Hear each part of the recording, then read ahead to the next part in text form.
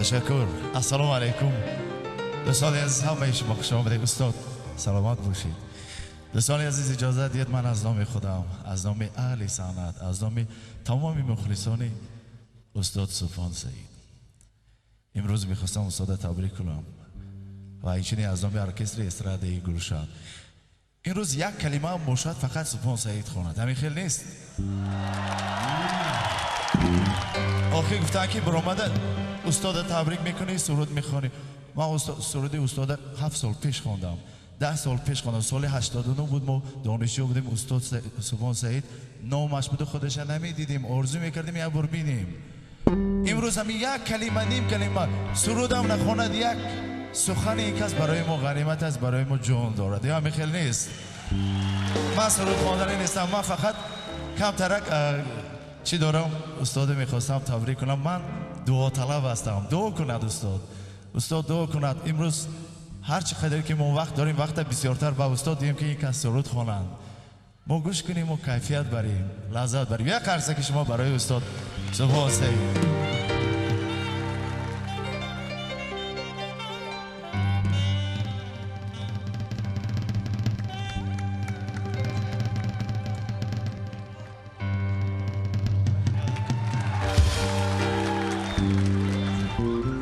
استاد من دعا گرفتم، الان که من حق دارم یک جمله خوانم. چرا یاران در این دنیا وفا نیست، به دردی عاشقان در ما چرا نیست. چون بلبل ناله سازد دل عاشق، چرا که یار او همراهی او نیست. چون بلبل ناله سازد دل سبحان، چرا که یاری اون همراهی اون نیست. همه کسر یاری من، یاری من، یاری من، شبنمی گلهای بهارا یاری من، یاری من، یاری من، یاری من، شبنمی گلهای بهارا یاری من. همسگاه همه شما برای استاد. من در نزد شما با استاد تعظیم میکنم. 100 سال باشه. تشکر میگم. خب میگن که دانش مهم است و استعداد مهمتر. دانش در کتاب ها است ولی با استعداد باید به دنیا آمد. ماست استاد است که شاگرد را برای آموختن، برای دانش، برای پیش رفتن تکان میدهد، مجبور میکند. و اگر سبحان سعید نمی بود، امروز فرقت سعید نه آوازخوان بلکه و داننده خوب ششمخان، بلکه شاید یک اکتور می بود که کارگردان های کینو او را برای نقش کدام یک پهلوان یا گوشتینگیر با این جسه‌اش فقط به کینوها دعوت میکردند. زیرا که ماست با توصیه و پیشنهاد سبحان سعید، فرقت سعید حجت های خود را از شعبه اکتیاری دانشکده صنعت تاجیکستان بازپس گرفته است و به شعبه عنعنوی سپاریده. ماست با یک پیشنهاد و با توصیه و دعای سبحان سعید و آنها امروز هم دوست و برادرند و هر دو هم همان وقت هم خطا نکرده بودند و امروز هم به خطا دوست و برادر و استاد و شاگرد هستند.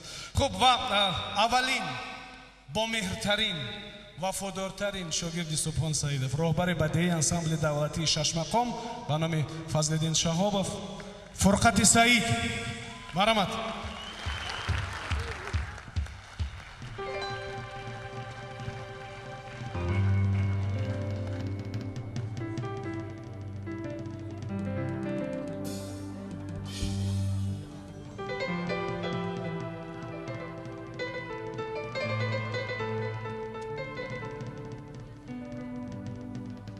کف کوبین برای گلدسته ها.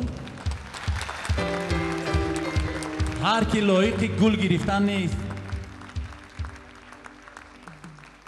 مبارک شود، مبارک شود. و چند سال مقدم در این تالار یک 6 سال مقدم بود ما یک برنامه ریزی داشتیم و اونجا استاد دعوت کردیم و گفتن که سبحان سعید اگر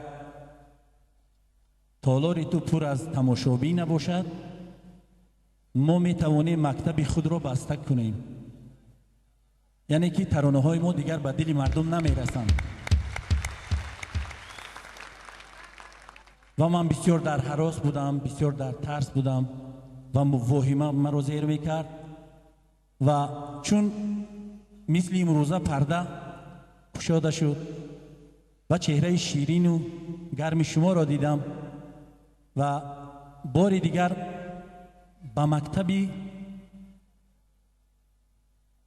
روان و پاک و بیالایشی سبحان سعید سری تعظیم آوردم که این چی مکتب است که دل همه را به دست می آورد، شوری انجمن ها می شود، مردم را به گریه می آورد، به خنده می آورد و درد و سوز ما را، عاشقان را، دلداده وطن و سرزمین بهشت آسای ما را